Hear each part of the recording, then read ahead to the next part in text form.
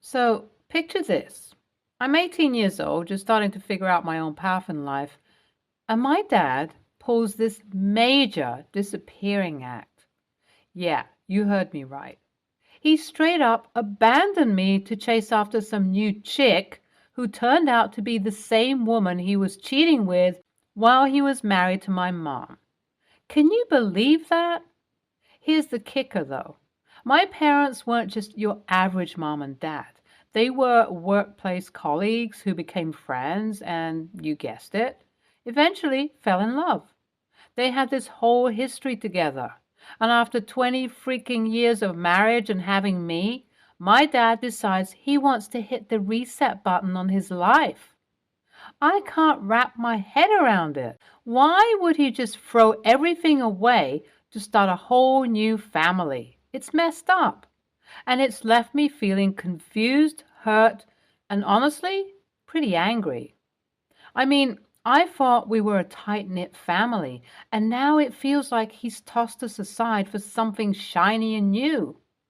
It's tough, trying to understand why someone you love and trust would do something so selfish. But hey, life's full of surprises, right? And this one hit me like a freight train. So here I am sharing my story with you all, hoping maybe someone out there can relate or has some words of wisdom to offer. If you've been through something similar or have any advice on how to deal with a situation like this, I'm all ears, my fellow Redditors. Now, with Dad leaving, you know what happened? Well, that meant that everything suddenly fell on my shoulders. And I mean everything. You see, my mom has been battling depression for about 3 years now, and when my dad took off, it was like a landslide of responsibilities crashed down on me. Dealing with my mom's depression was no walk in the park. It's like this dark cloud hanging over our home, making everything feel heavy and suffocating. I became her rock, her support system, and the one who had to keep things together. It was a tough gig, let me tell you. On top of that, I had my own stuff going on: college pressure, the never ending assignments, exams, and constant race against time. Some days, I felt like I was barely keeping my head above water. But you know what? I've learned a thing or two along the way. Life has a funny way of throwing curveballs at you, and it's up to you to step up to the plate and swing for the fences. Just a few days ago, out of the blue, my dad gave me a call.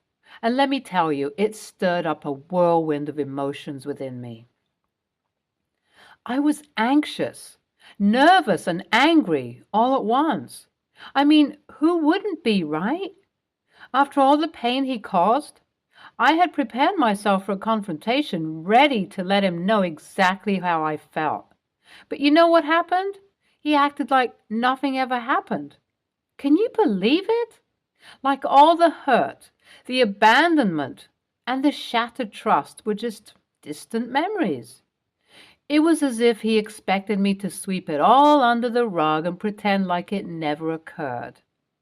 I'll admit, I worked myself up trying to sound mature and proper during the call. I wanted to confront him, to make him understand the pain he put me through, but his nonchalant attitude caught me off guard. It was infuriating, to say the least. I had this whole speech prepared, the kind that cuts deep and makes him realize the consequences of his actions. But instead, it felt like he was brushing everything aside, hoping we could just move on like it was all in the past. In fact, he invited me to his anniversary with his new wife. As soon as my mom found out about my dad's nonchalant behavior during our call, she was livid. And honestly, I don't blame her one bit.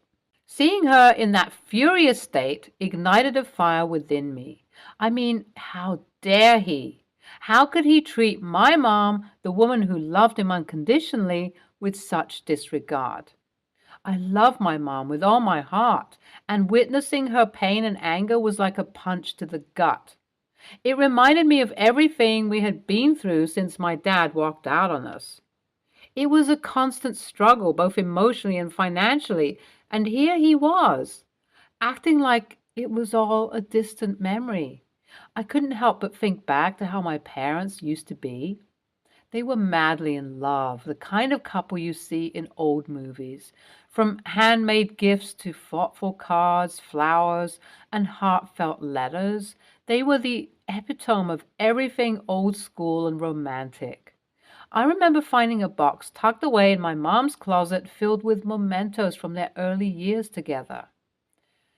It was a tangible reminder of the love they once shared. And now? Now my dad was celebrating his anniversary with his new wife, expecting me to be there like it was the most natural thing in the world? Are you kidding me? It felt like a slap in the face. How could he expect me to embrace this new family he had created while abandoning the one he already had? It's not that I hold on to the past or want my parents to get back together. I've come to terms with the fact that their love story had an expiration date. But what I can't accept is my dad's utter disregard for the impact of his choices on our family. He left us behind for what? A few fleeting moments of happiness with his new wife? It just didn't add up. It made me question everything I thought I knew about my dad and our family. So, Dad, if you think I can just put on a smile and attend your anniversary celebration like everything is so simple, you've got another thing coming. I won't play pretend and pretend that your choices didn't tear our family apart.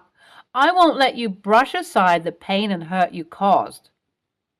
After everything that had happened, I couldn't just sit back and let my dad's actions go unchecked. I needed to show him that his attempts to rub his happy family in my mom's face weren't going to work. I was no pawn to be used in his game. Revenge was on my mind, but I knew I had to be careful.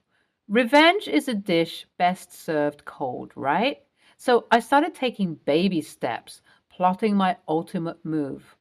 I observed, I planned, and I waited for the perfect opportunity to strike back. And then the day of their anniversary arrived. It was the very event my dad thought would prove his superiority and his newfound happiness. Little did he know that I had a surprise in store for him, one that would make him regret his choices for life. I have something special for you both, I announced, trying to hide the satisfaction in my voice. I made a video edit to commemorate this special occasion. As they unwrapped the gift, a sense of anticipation filled the room. The video slideshow began playing, showcasing moments from my parents' past, as well as precious memories of us together as a family. It was a visual journey through the love and happiness they once shared. A message flashed on the screen, written in bold letters. Disclaimer: just because he has a kid with you doesn't mean he won't leave you. Silence fell over the room as everyone processed the audacity of my words. Gasps escaped from the shocked onlookers, and all eyes turned to my dad and his new wife, waiting for their reactions. But I wasn't done yet. The letters, carefully preserved and full of sentimental value, were the piece de resistance of my revenge. Each letter held a piece of the past, a glimpse into the love my parents had shared during their high school days. As my dad and his new wife opened the collection of letters, their expressions shifted from confusion to disbelief. The weight of their choices bore down on them as they read the heartfelt words penned by my dad years ago. As I turned and walked away, I felt a mix of emotions. There was a sense of closure, knowing that I had stood up for myself and made them face the truth. It was a bittersweet victory, a step towards healing and moving forward. Do you guys think I did the right thing? Or AITA? Update 1. Oh, wow. Things have definitely taken an unexpected turn. It's been 3 days since the unveiling of my revenge plan, and tensions have reached a boiling point. My dad consumed by anger and frustration, has shifted the blame onto my mom, accusing her of orchestrating the entire scheme. But I couldn't let him continue down that path of false accusations. But he wouldn't listen. It's all so annoying. Update 2. So, like I said, unable to bear the burden of my mom taking the blame for my actions, I decided it was time to come clean. I confronted my dad, looking him straight in the eyes, and told him the truth. Dad, this was all my plan. I orchestrated everything to hurt both of us. I wanted him to know that my mom had no part in this, that she was innocent in the web of revenge I had spun. It was my way of taking responsibility for my actions and freeing my mom from his blame. His anger turned into confusion. His expression softened slightly as he processed what I had just said. Finally, after what felt like an eternity, my dad spoke. His voice wavered, revealing a hint of remorse as he said, I never wanted things to turn out this way. I never meant to hurt you or your mom. At that moment, I realized that beneath his anger and betrayal, there was still a flicker of the man I once knew as my dad. Update 3. All right, let's continue. So, my dad wants us to start a new bond. He has apologized for the pain and hurt caused. With a heavy heart, I looked at my dad and mustered the strength to speak my truth. Oh, and I remember the exact words. Dad, I appreciate your apology and acknowledgement of the hurt you caused, but rebuilding our relationship won't be possible right now. We both need space to heal and find our own paths. I continued, my voice filled with a mix of determination and vulnerability. We've both been through so much, and both of us need to focus on our own healing. Perhaps with time and effort, we can find a way to rebuild our relationship, but it won't happen overnight. I don't know how much he understood, but I guess he did because he is giving me the space I want for now. So let's see what happens in the future. ESH. I got it all, but publicly doing that video thing not only embarrassed him, but also your mom. Did you think about that? Your dad doesn't seem that bad, OFC. What he did is questionable. But it's a good idea to give this a chance. NTA, your plan definitely looked like it was over the top, but I get it. I do. Hope things work out now. Next story. I'm 29, male. My girlfriend, 28, female, is a nurse. She has rotative shifts. That means 1 week she has the morning shift, the next the afternoon shift, and then the night shift. As the morning shift comes straight after the night shift, she usually has trouble waking up on time to get to work during most of those days she needs to get up early. We live together in a rather small apartment. She has a 30-minute drive to get to work from home. I work every weekday from 9 to 5. She has to be in the hospital by 6 a.m. So she usually wakes up at around 4:30 or 5 to be able to have breakfast before leaving. She likes to have a big breakfast as she doesn't often get to eat anything else until around 2 p.m. when her shifts are over. This depends on the day. Sometimes she has free time and other times she doesn't. Picture some coffee, orange juice, bacon, eggs, pancakes, or waffles, and maybe something else like another fruit, cereal, or something else. She leaves a big mess every morning with different kitchen utensils, dirty. She doesn't get to clean them up because she's running late. We moved in together into her apartment when the pandemic started. Back then, I didn't have to work, neither go to the office or work from home.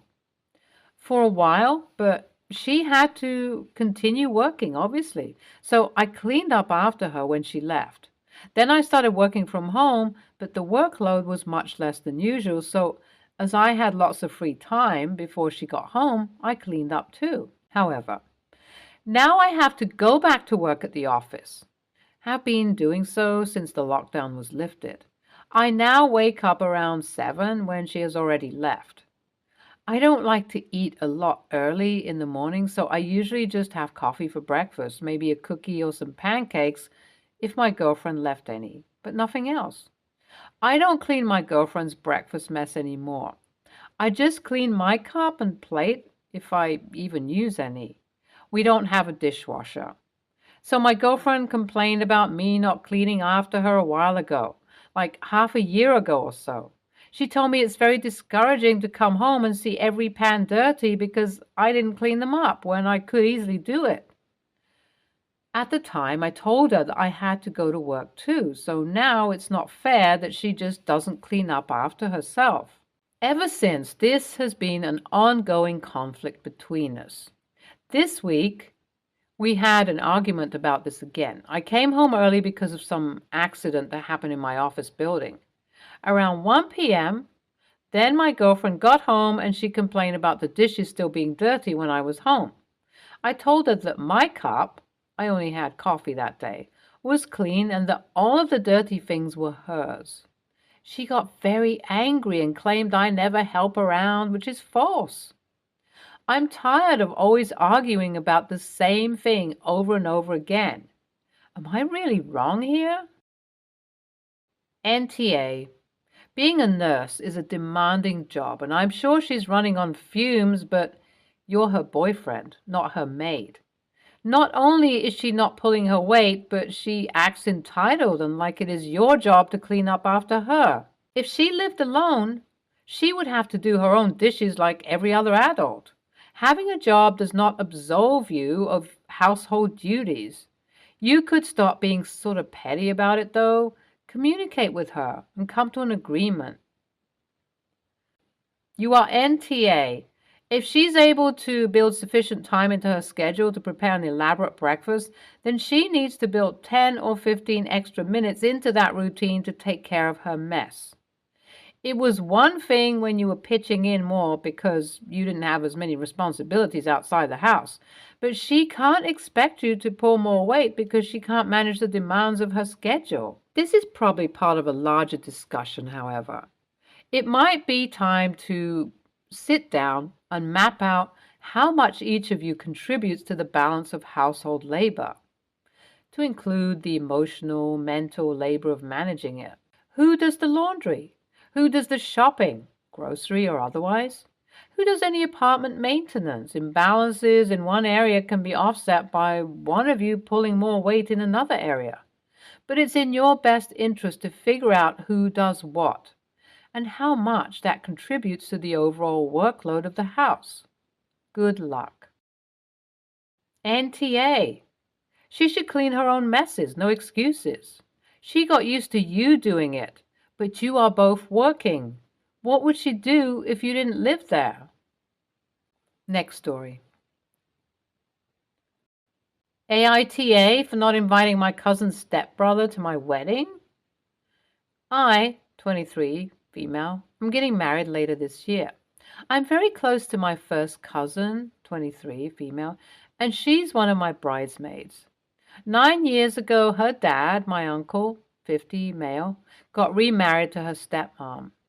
My cousin does not like her stepmom, and I have only had a handful of interactions with the stepmom over the past 9 years. I did meet the stepbrother one time years ago, however. I've spoken to him only one time since when he randomly showed up at my sister's reception uninvited. So I decided I would only invite my uncle and his wife to the wedding and not the stepson. This came up in conversation with my grandmother, 70, female, and she demanded that I give them another invite for the stepbrother. She has not contributed any money to my wedding, and she has made it very clear she does not like my fiancé. So I told her I will not be inviting him, and if he shows up, there will not be a seat or food for him. We are having a food truck and only purchased enough tickets for the people invited. She then started to yell at me and told me I was being unreasonable and needed to get over myself, and that it isn't just about me. She then tried to ask my fiancé, and he also said no. She has now a complaint about me to the rest of the family, so AITA? Edit. The stepbrother is 32 and does not live with the uncle and stepmother. My cousin does not have a close relationship with him either. The relationship between my uncle and mom is strained because of some bad choices he made years ago that rubbed her and my dad the wrong way. But that is not my story. The wedding is very small to start with, and there'll only be 55 people, including myself and my fiance. Many other families are not invited because I have not seen them in 10 plus years and would not be comfortable inviting them. Also, my fiance's parents and my fiance and I are the only ones paying for the wedding. No money is being given from my side of the family. Grandma does not like my fiance because he has a lot of tattoos and piercings, and she's a very classic Southern woman. My relationship with my grandmother has always been strained since I've always been one to do things that she does not approve of. NTA, if you've only met him once, why would he be invited? I personally wouldn't invite someone I'd only met once to my wedding. Jesus, I've got people I know well that I probably wouldn't invite, never mind strangers. NTA, I don't get why people get so heated over someone not wanting to invite a person they don't have any kind of relationship with to the wedding they're paying. And yes, it is literally about you and your fiance. What does she mean it isn't? It sure as hell is not about your cousin's stepbrother, IMAO. NTA, at 32 and living independently, he's an independent adult who you've met twice, once of which was him being rude and crashing your sister's reception. You're having a small wedding. You have no obligation to invite anyone you're not close to. Maybe suggest your gran can give him her invite if she thinks he's so important. Stay tuned for more stories from our girl relationships.